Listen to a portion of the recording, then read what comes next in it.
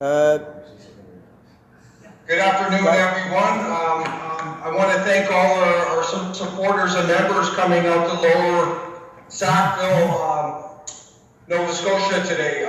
It's really appreciated, especially on the long weekend. And I want to take this opportunity on behalf of the National Citizens Alliance to wish every Canadian across our country, coast to coast, a happy Canada Day tomorrow. We wish you a safe and happy day. And I want to send thanks to Adrian Bordage, Patrick Pearl, and John Evans and others who helped put this general meeting on today. And through their efforts that this meeting was able to happen. Yes, and Michelle and Paul. Michelle and Paul also. Yeah, I didn't, because of the video issue, I didn't want to mention her name, but yeah, Michelle and Paul as well. Also, I'm going to touch on some major issues we're facing, everyone, and then I'm going to talk about the party going forward in the Maritimes, and then we're going to open up the questions. As Greg has stated outside in his interview with Adrian, you know, we're facing an incredible challenge in our country through this globalist agenda. We have a lot of video on our website, National Citizens Alliance, on our YouTube page. We just did a major 2-hour interview with Professor Duchesne from the University of New Brunswick. We encourage everyone to look at those videos and learn about the major issues facing our people. This globalist agenda, as Greg pointed out, is about dividing us. You know, the rhetoric behind it is diversity and inclusion, but it's actually the opposite. It's going to lead to no diversity in our country. It's divided now, but eventually no diversity. We're all just going to be intermingled, globalist individuals floating in our country, no connection to our people or our land. That's what's coming, everyone. We need to fight this. These politicians on autopilot sold us out decades ago, and every year, every time a government gets sent, it's just more and more of the same. So we need to remove these people. It's our only hope. You know, we're creating in this country, it's so ironic, because we hear the current PM go about how tolerant Canadians are, about inclusion and diversity. But what's really happening, we're creating a culture of intolerance, of extreme intolerance, of anyone who's against the status quo, anyone who's against the globalist agenda is vilified. And look today, everyone, it's a tragedy. We have people at the meeting today who are afraid to show their face because they could lose their job. This is all wrong, everyone, and this is something we need to change. There should be freedom across the board, freedom to express. When we deny our freedom, we are losing who we are, we're losing our country. And that's where we're headed now. This intolerance, we need to fight. It's all wrong. And I'd like to point out this is critical. The National Citizens Alliance is nothing without the support of the Canadian people. And this is a fact. We are dependent on the Canadian people for our success. We're dependent on the Canadian people joining us, becoming members, donating, volunteering in campaigns, spreading our message. All these things are critical, and without Canadian people, you're nothing. And that's the way it is. So if you love the NCA, if you believe in the NCA, step up and help us, because we're dependent on you. We are nothing without you. We're just a vehicle, a messenger for the Canadian people. You have to remember that. And to show you how bad our country is, the federal government dishing out more corporate welfare. $16.6 billion in corporate welfare. Can you believe that? And that's only the tip of the iceberg. We live in a globalist, socialist welfare society. It's highly inefficient, and the majority of the Canadian people do not benefit. Well, let's keep spreading this message. Let's wake up the Canadian people. We have important things coming up in the Maritimes, everyone, and I'm pleased to share that I am seriously considering running in Nova Scotia. We need to take this sickness, this globalist agenda straight on. And in Nova Scotia, that's one of the epicenters of the intolerance, this irrational, insane ideology. And what a perfect place to take the head on. And I'll tell you this, we have already won the battle of ideas, the battle of vision. All we need to do is communicate our message, our ideas, our vision with the Canadian people. That's all we have to do. And everyone here today, we have to start thinking of forming riding associations. We have to start thinking about supporting our candidates running in 2019. We need to set up campaign teams. Everyone needs to contribute to our success. This is critical. We need more MP candidates for them even bigger-handed. We also need security.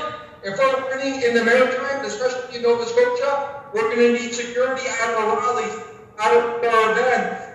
So everyone, think about how you can contribute.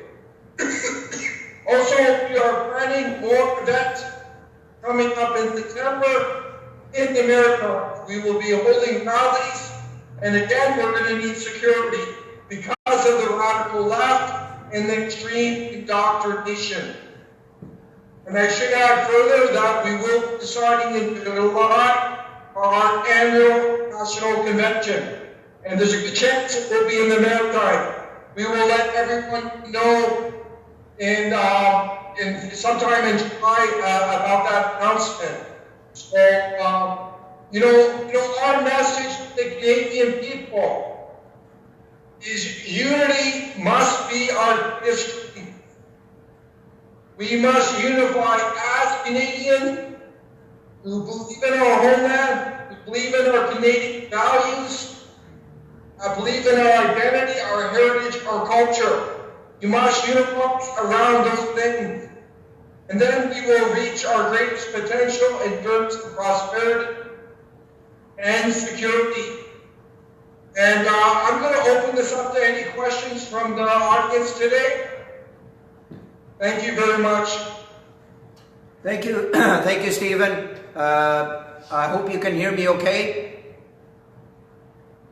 Yes? Okay, good. I just wanted to mention for the Facebook viewers, there is a little bit of a time lag between the audio and the video, at least on my end here. It's like the video is not quite in sync with the audio. So for the Facebook viewers, we apologize for that. That's simply a matter of the internet connection may not be quite as good as we had hoped. But we'll start off. Yes, thank you very much for offering to take questions. We'll open up the floor to anybody that has a question for Stephen. I have a question. Hi, Stephen. What is your view? Yeah. What's your view on the Multicultural Act of 1988 and what where that is led? What was the latter half of your question? Your view on that particular act and where that has led Canada today. Oh yeah, fair enough. That's a very good question, and I'm talking on behalf of the National Citizens Alliance, and we have a policy on the 1988 Canadian Multiculturalism Act. Look it up on our website at national citizensalliance.ca. It's called the rescindment of the Canadian Multiculturalism Act. That's how we feel about that act.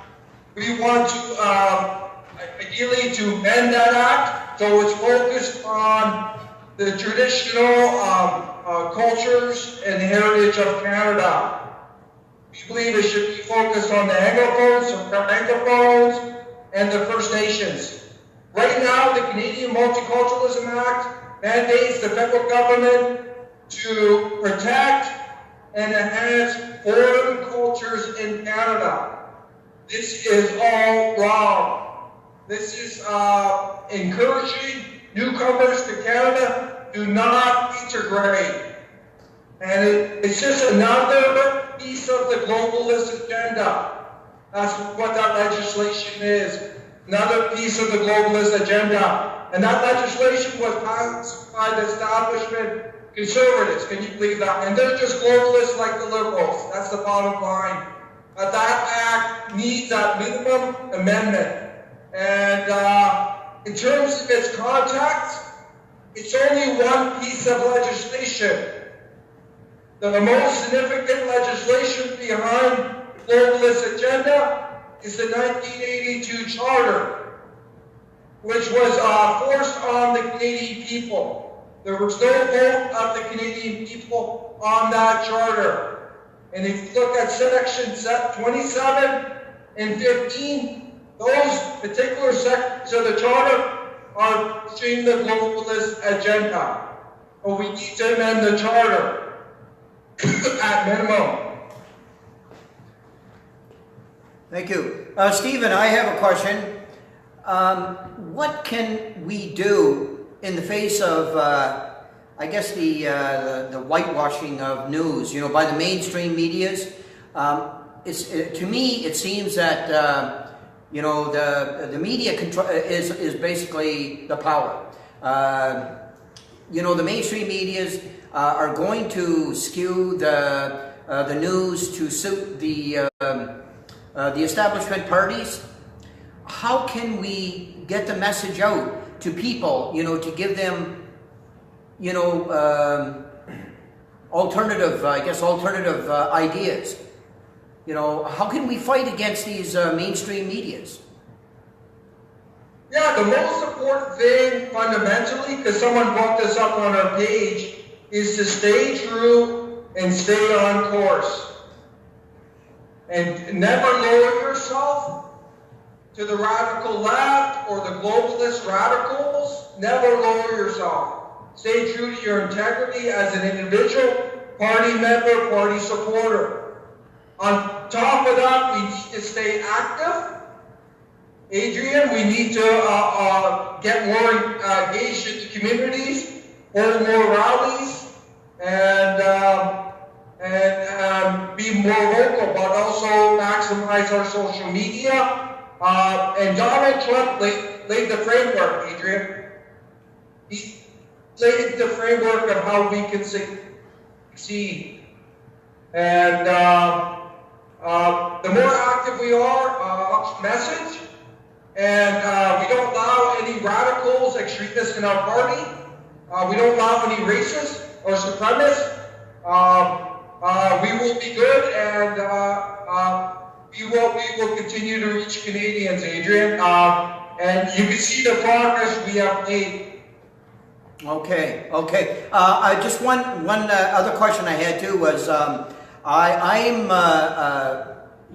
have virtually no experience in politics, in running for a position, but but my concerns with the direction that our country is headed in, which is I think very scary.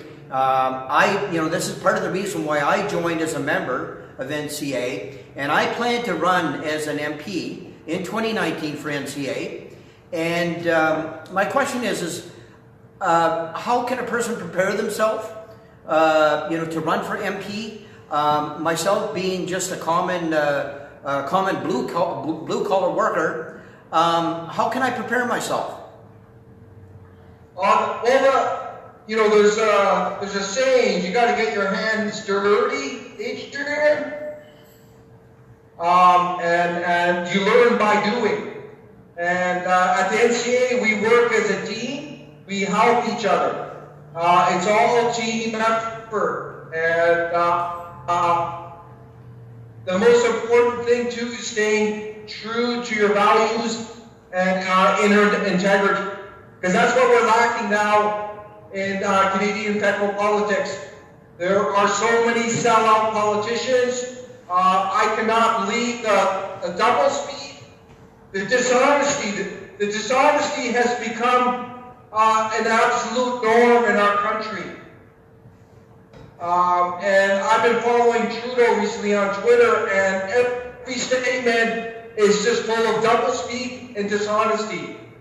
And we need Canadians that are true to who they are, true to the Canadian people, true to their values, true to serving the Canadian people. And that's lacking right now. This establishment is stringed to corporate globalists. And that could not be more clear, everyone, in the $16.6 billion corporate welfare handout. And guess what? The Canadian taxpayers will be on the hook. Our taxes will now be higher because of this socialist handout.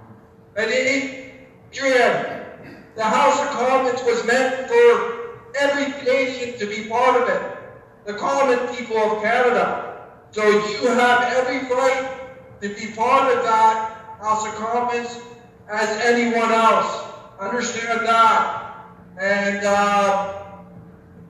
this House of Commons, in my opinion, is a globalist joke. They actually voted unanimously for the anti-Islamophobia peace petition. That should tell you everything about that House of Commons. We need to drain it and put true Canadians who are 100% behind the Canadian people in there.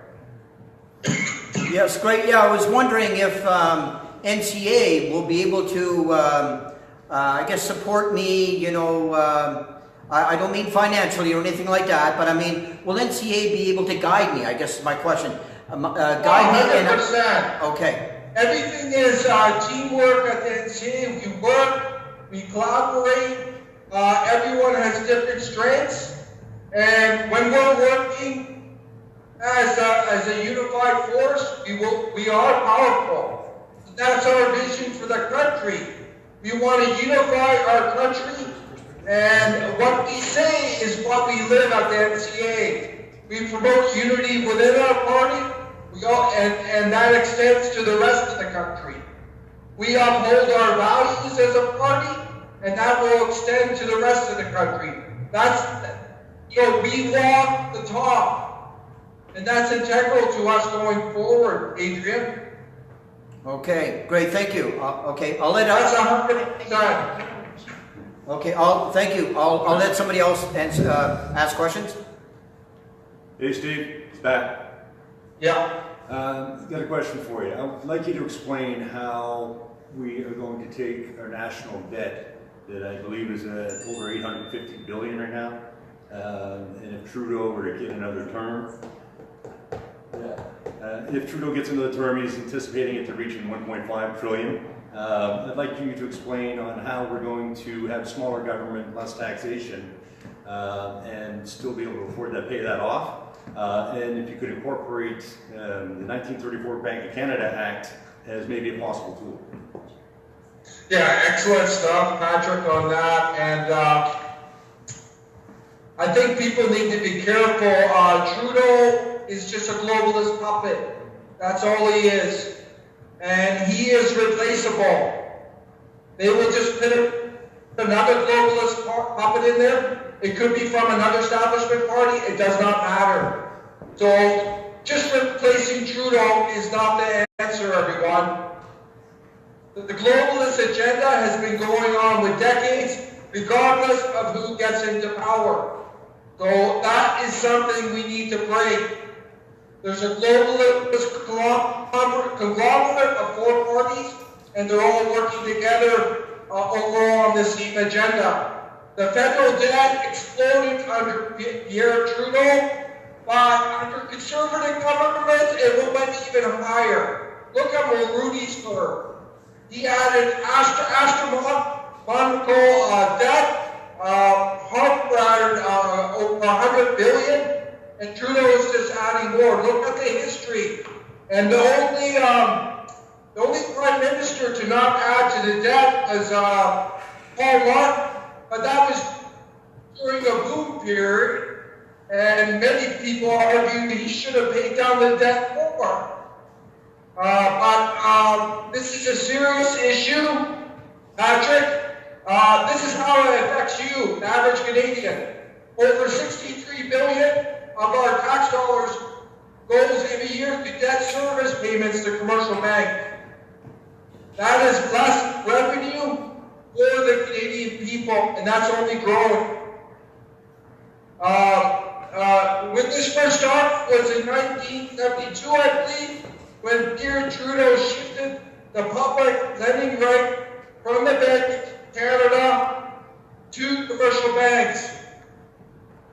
Our solution for that National Citizens Alliance is to reinstitute the 1934 Bank of Canada Act and also shift the public lending right from commercial bank back to the Bank of Canada.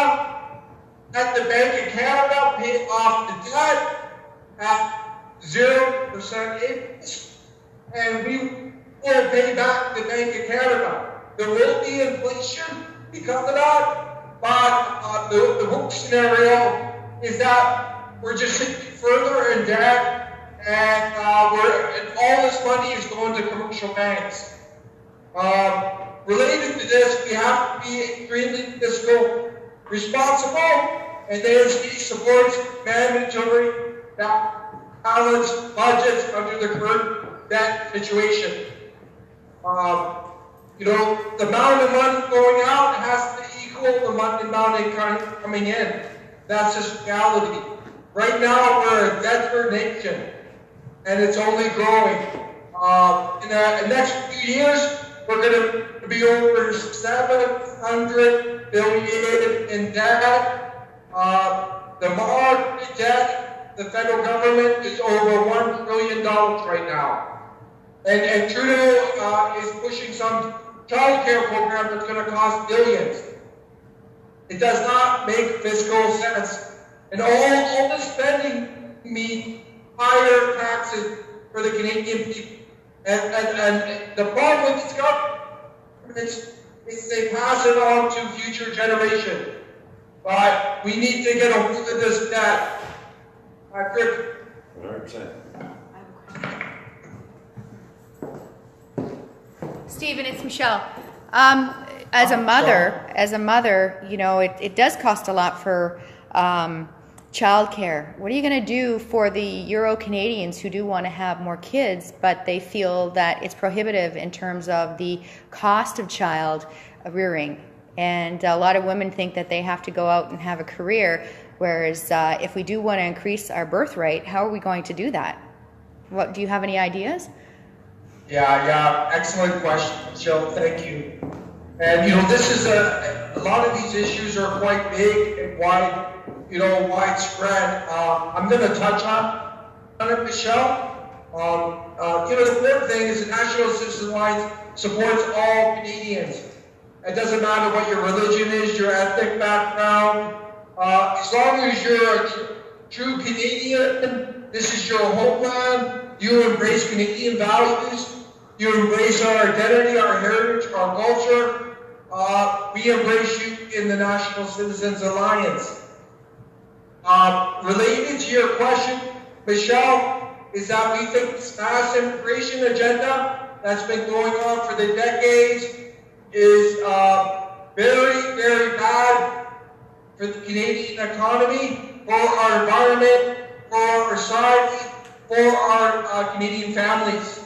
So we believe in responsible, balanced immigration. We will have a temporary pause in immigration, and a substantial reduction in immigration. And the globalist establishment perpetuates a myth that immigration is good for the economy. Every scientific report on this says there's no correlation between immigration and economic growth, and immigration and increase in per capita income. Steve, you cut out there. The last. Just a second, Steve. The last 10 seconds you cut out. You cut out the last 10 seconds. Could you repeat that, please? You were skipping all over the place. Yeah, I'm saying there's no correlation between immigration and economic growth. There's no correlation between immigration and increase in individual per capita income. What's happening is this mass immigration is supporting a select commercial sector of Canada. Banks, developers, low-income employers. Their profits are going through the roof, and the establishment parties are benefiting from money trickling back to them. And both the majority of the Canadian people do not benefit from immigration or the mass immigration. So this is something we will bring right back. And Michelle, we actually have a policy on promotion of family, and we will provide greater incentives to traditional families in Canada to have larger families. So these will be a greater tax incentive. And you have to have at least one parent that is at least fourth generation Canadian. What is he going to do for the LGBT? That's something we're going to do, Michelle. What's he going to do? Yeah, sorry. Steve? Okay, I have some friends who are in the LGBT community, LGTB community, and I guess they are concerned about what is going to happen to them in terms of, even with the diversity in our culture. But you see, Trudeau seems to be wanting to make everyone happy. But yes, there should be, we have to look at what's going to happen to these people as well. Are there policies for these people? I mean, I'm not involved in this, but I know that there are people that are concerned who are from the LGBT community. And what are you concerned? I don't know. Concerned, Michelle?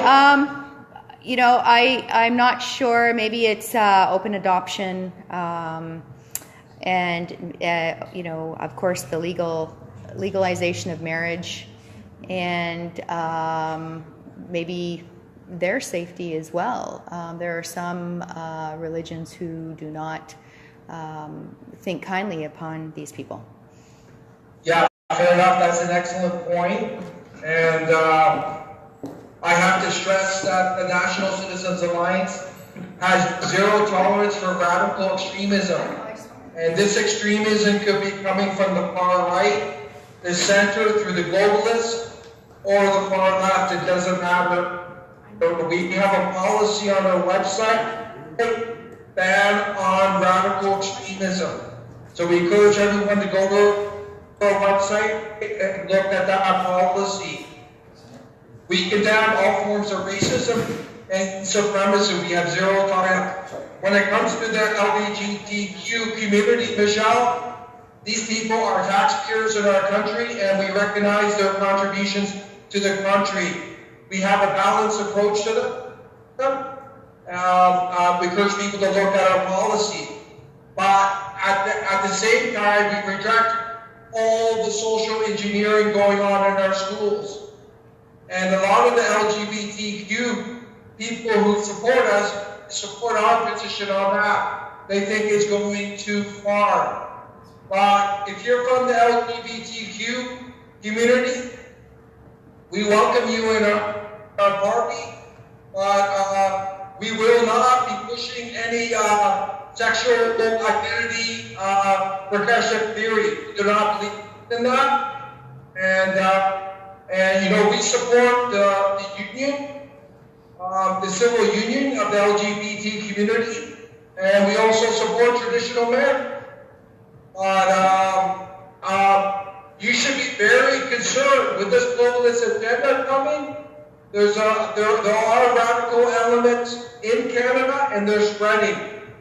And you know how intolerant they are of the people of your background.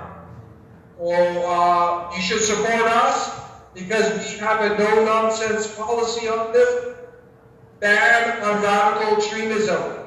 And this includes Sharia and political Islam, which we have zero tolerance for.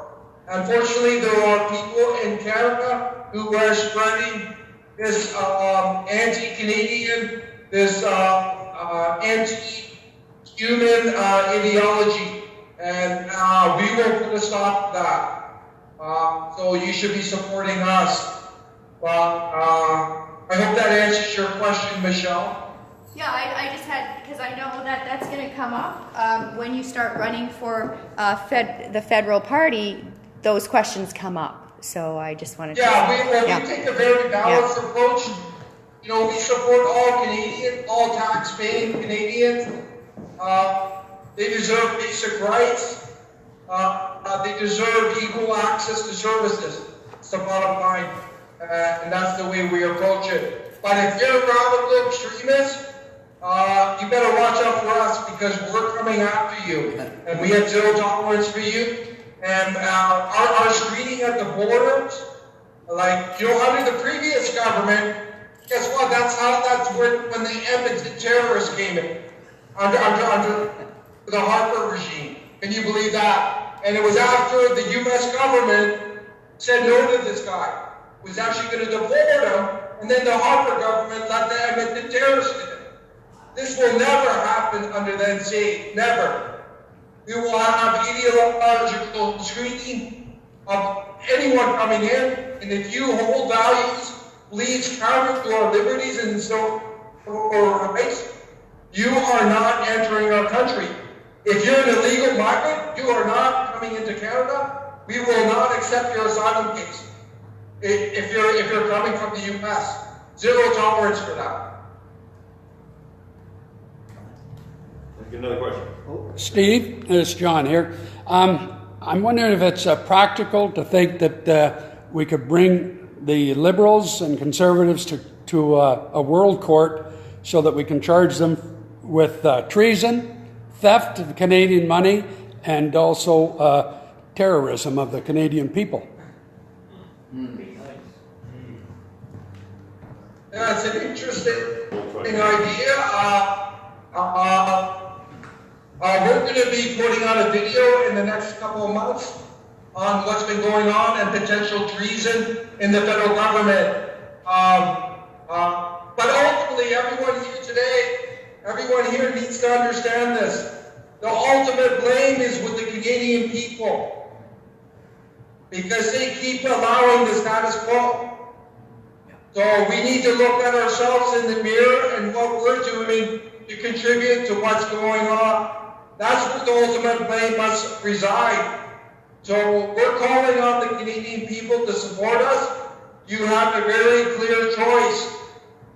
You can go with the globalists, or you can go with us who are fighting these globalists, who oppose fully these globalists. It's really, the corruption is so deep and widespread in Ottawa. It's across both aisles. And there's so many strings to industry lobbyists. It has to end, everyone. Our country is declining as we speak because of this corruption. Enough is enough. These people have lost their way a long time ago. You're 100% right. People say it's society's fault, but people forget that it is we are society. Right now, yes. I get another question. Right now, we are paying, what, $38 billion a year for immigration? And then you add the $63 billion a year for the creating of our currency, which we could do ourselves for free. You know, there's almost $100 billion. There's money we can pay off the debt with right there. Right now, if Trudeau has his way, though, that's not going to happen.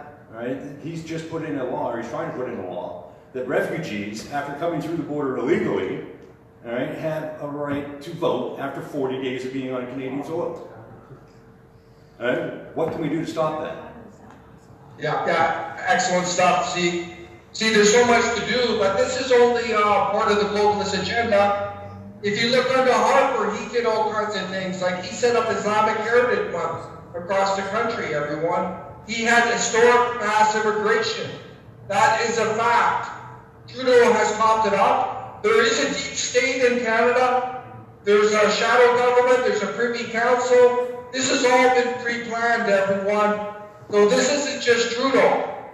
Do not be fooled.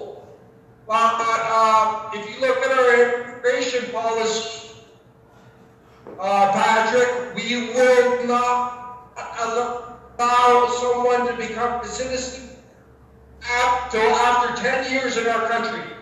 10 years in our country.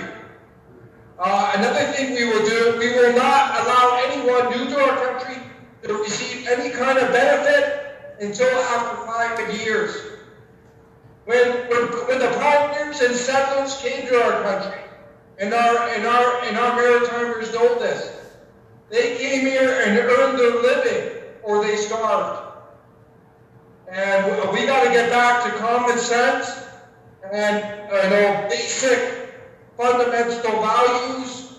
Get away from this Marxist socialism, this globalist agenda.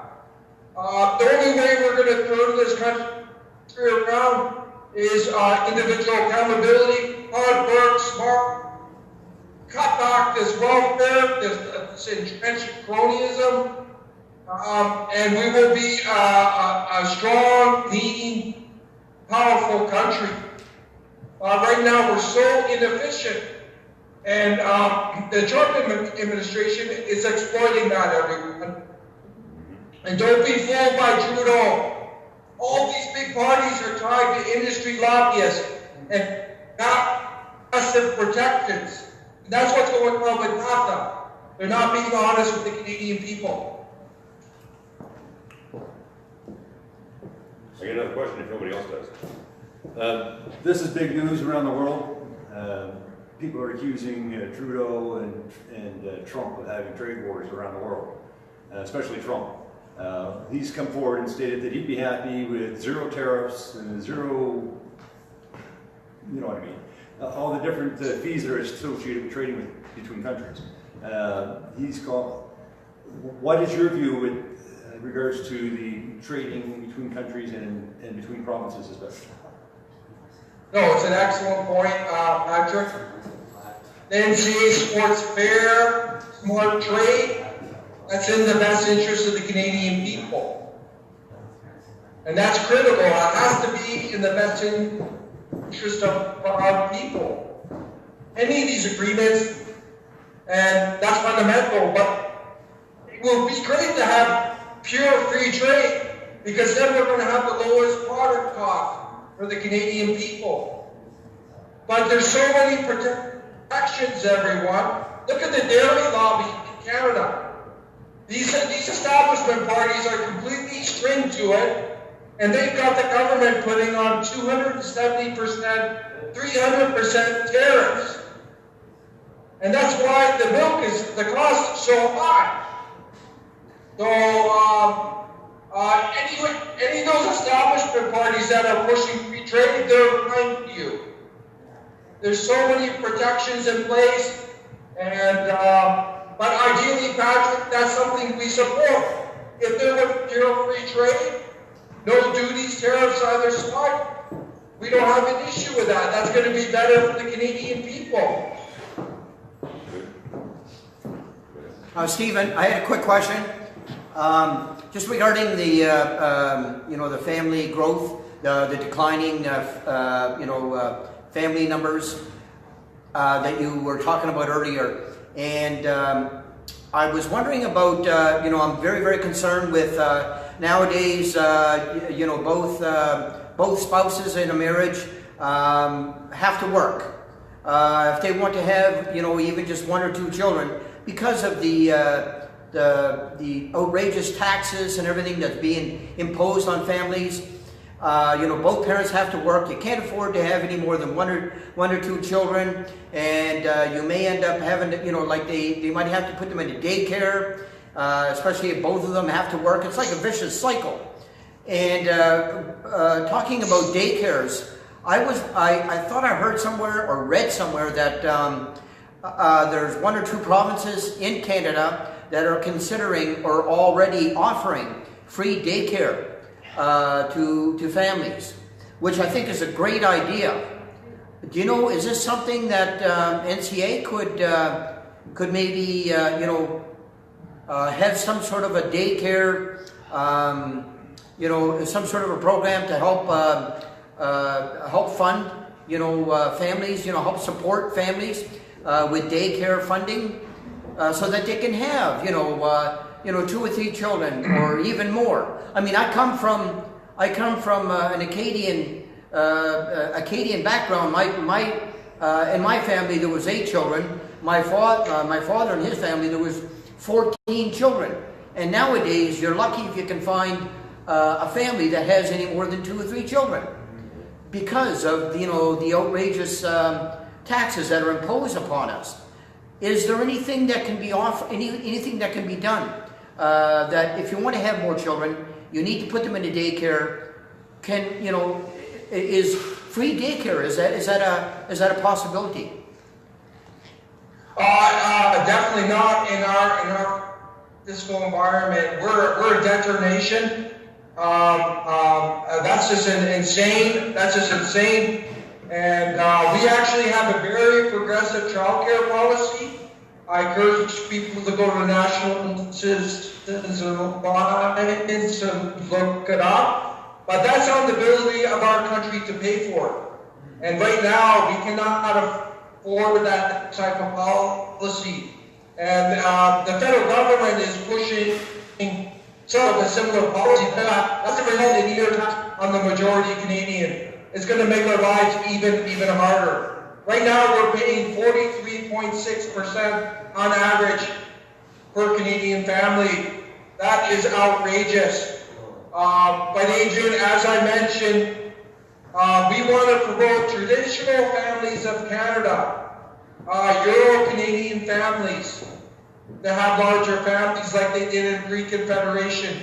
There's all kinds of incentives for big families in Quebec and pre-Confederation. And we will go back to those incentives. We will provide additional tax incentives for Canadian families to have larger families. That's what we will do. But our basic program overall is cut all the efficiencies out of the federal government. Lower federal taxation, at least by 7%. Take a serious look at GST. We also want to take a serious look at CPP, because right now it's not working for the Canadian people. We need to cut unnecessary regulation. This will help the private sector grow. This will create more jobs, Adrian. That has to be the approach. But just throwing more money at the problem is not the answer. And that's all we're getting from the federal government. They're spending money we don't have. They're spending money we don't have, and this is all wrong. And it's really affecting our future generations, because they're going to have to pay the bill.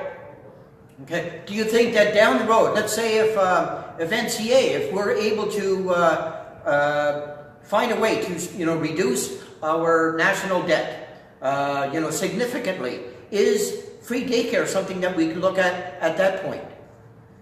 Yeah, but that would be so far down the road. The country is so far in debt, Adrian. But that's a socialist agenda, and we don't need more socialism in Canada. We need to promote efficient, productive families, Adrian, and that are accountable. We don't need more socialism. That's killing our country, Adrian, and that's something we can stay away from. The best approach is to lower the taxes to the lowest possible level and let families thrive on lower taxation, less government. That has to be the approach, Adrian. Okay. We don't need more socialism. It's killing our country. Well, it changes with our mindset, because we don't value children right now. And we have to see the change happen within the families and want them to value having children. Right? That's the important thing, because when you start start valuing having your descendants and having children, then you don't always look to the government to pay for those children. Yeah. You know. And that's something the NCA would support, Michelle. We would do educational programs on this. We would encourage larger traditional families. Right now, all you're getting from the government is pushing diversity, inclusion, mass immigration, the opposite. With the NCA government, we're going to promote traditional families and emphasize the importance of fertility rates and everything like that. Michelle? Yeah, and I see that the the province of Quebec seem to be paying for IVF right now. But I don't know how that actually works, if it's limited to, fourth generation Quebecers or what. No, I don't think it is. Okay. Yeah, unfortunately the Quebecers are under siege with the mass immigration. Yeah. Their culture is under attack, just as the Anglophones across Canada and our First Nations. Yes. Steve, I have a question. The government opposes the Anglophone culture. They oppose the Quebecois culture. What's that? I have a question from someone here. They want to know your views, the NCA views, on the South Africans, the white farmers who are being or having their land taken away from them without compensation, and why are those South Africans not being given asylum here in Canada? Do you know anything about that? Yeah, excellent. And we've done some posts on this, everyone. We actually posted a powerful video of a South African government rally with hundreds of thousands of people, and the government saying, go out there and shoot the white South African farmer. Can you believe it? This is horrendous what's happening in South Africa. But we want to make it clear for the NCA that the Canadian people come first. This is just common sense. We need to look after our house, our children, our families first. But barring an extreme humanitarian crisis, like in South Africa, we would prioritize these South African farmers in terms of assistance and potential asylum into Canada, Michelle. And that's in our policy. If you look up our immigration policy, we talk about the South African farmers. But if you see what's happening in South Africa, everyone, how the white South African farmers, we have video on our page, and there's a lot of evidence to suggest that someday that may be happening in Canada. Yeah. Question. That's how bad the situation is. Question. With Ontario having one of the biggest voting blocks in Canada during the election process because of the population, and their guaranteed income program they got going on there, would that be something that Canada would look at changing, or is that something that we're going to let the provinces work out? That's a provincial jurisdiction, Patrick. Right. We can only influence the provincial government. We can encourage them to go in the right direction. But again, that's another socialist, globalist agenda. Guaranteed income. We think it's linked to Agenda 21. Obviously, that's something we don't support. That would make the country even more efficient. More people on handouts. We don't need that. We need to encourage more efficient self-sufficiency, more productivity. That's the way forward. So the people receiving these payments, how do we encourage them to vote NCA? Well, we got to educate them on how that's harming their families in the long term and society as a whole, Patrick. Getting handouts, that should be a last resort for every Canadian family, a handout. You gotta have some dignity and pride. And I know myself, I've never taken a handout. Unfortunately, I've never been in a position. I know some Canadians are in a legitimate position. But there's a growing number of Canadians, new immigrants that are exploiting our generosity. Patrick, and that's something we want to put a stop to. But this country, going forward, cannot become more socialist. We need to go in the opposite direction.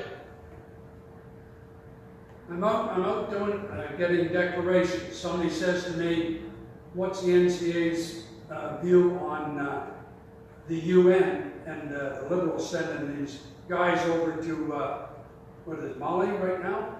For what? What are they over there? The people don't want to see peace, they want to fight. So let them fight. And I mean, Christ, all that's going to happen is people are going to get killed over there because we don't have the equipment anyhow. Yeah, excellent point. Yeah, that's an excellent point. We support a moratorium on any Canadian peacekeepers right now. The UN has become an amoral institution. Like the US, we would pull back significantly from the UN and encourage them to do reform from within. We will never allow our troops to be put in harm's way like they are right now in Mali. John, this is all wrong, and this is just part of the globalist agenda. It's part of serving these globalist institutions. Our people are not coming first. Look at our UN policy. Good question. How do you see your party cooperating with the Canadian Nationalist Party, given the need for a strong alternative to the mainstream parties leading up to the 2019 election? Yeah, we're going our own way. We have a solid vision, platform. We have growing membership. And like I said, we don't support any racism, supremacy in our party, period. We actually just booted out a couple of Sikh supremacists that were in our party once they were discovered. The average Canadian and ourselves do not support any form of racism or supremacy. So we are going forward. If anyone from that particular party want to join us, they're welcome to, as long as they're not a racist or a supremacist. Are you making an accusation about the character or policy of the Canadian Nationalist Party? No, not at all. I actually talked to their leader, and he told me that they have racist supremacist members and they can tolerate them. Our party has zero tolerance for anyone who's racist or supremacist. And if you're a racist supremacist, join that party. You're not welcome in our party. That's it. And we have zero tolerance for that. That has nothing to do with Canadian values. That has nothing to do with the vision of our party. It has nothing to do with protecting Canadians' heritage and culture. It sounded like you were making, by implication, it sounded like you were making a suggestion about the character or the policy of the Canadian Nationalist Party. No, I'm not. I'm talking about when I talk to the leader, and he says he tolerates racist and supremacist members. We don't tolerate any racism, supremacy in our party. So that's it. I want to make that very clear. So if you're a racist, supremacist, join that party. Apparently they welcome you. I'm not. We don't tolerate that. It doesn't matter if you're Islamic supremacist, a Sikh supremacist, a Hindu supremacist, white supremacist. It doesn't matter. You're not welcome in our party. That's it. And that's Thank you.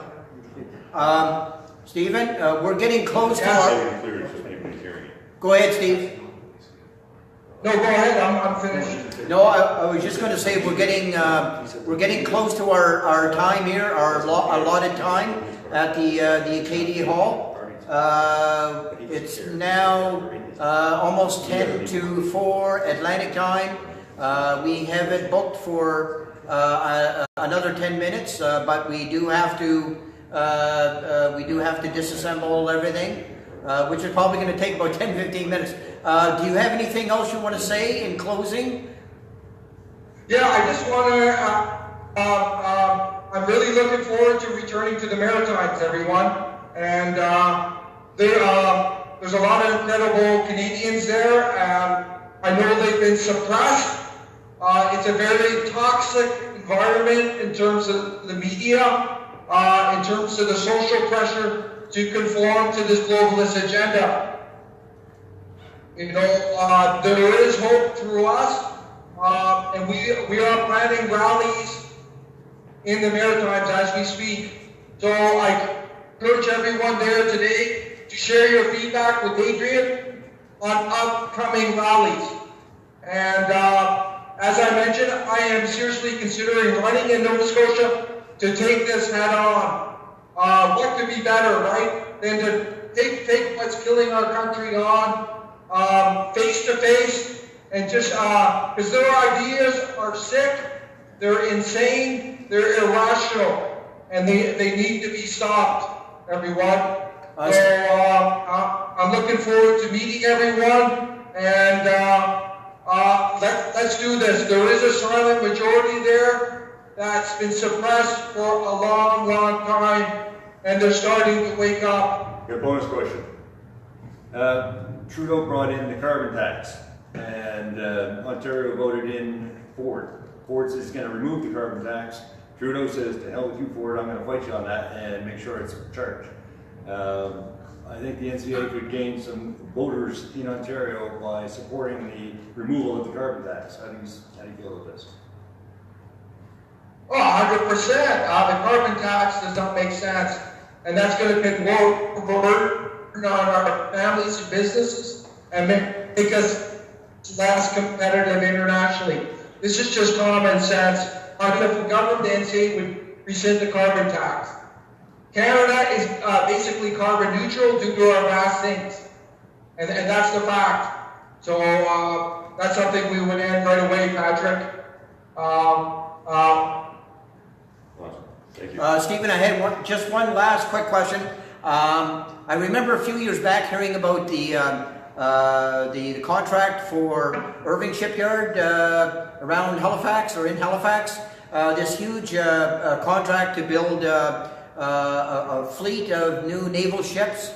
Do you know can you give me a status update on that? Is that something that's going to come to fruition? It's unclear at this stage, Adrian, but we support the shipyard workers. We support local unions. That's basic workers' rights, and that's something we stand behind. Obviously, we don't support corrupt unions. We don't support corrupt governments. But we support the right of workers to stand up for their rights, and that's something we're monitoring, Adrian. We got to make sure there's fair play going on, and we don't want more corporate welfare, Adrian. That doesn't help anyone, and it just leads to higher taxes. Okay, thank you. Okay, I guess there's no more questions, I guess. Share your feedback with Adrian, everyone. We are planning rallies. We need your feedback. Okay, I'm sorry, I guess Patrick has one more question. Okay. All right. In today's world, we're in 2018, and we're using a lot of technology that's like 50 years old, if not longer, in a lot of cases, especially our military. I would like to know if the NCA is going to unlock technology, remove the handcuffs off of science that's been invented and going to change our society for the better, such as yeah, that's a big issue, Patrick. With this AI coming, artificial intelligence coming forward, it's quite disturbing what's going to happen to our economy we could lose up to 50% of our jobs. Over 8 million jobs we could lose in Canada, everyone.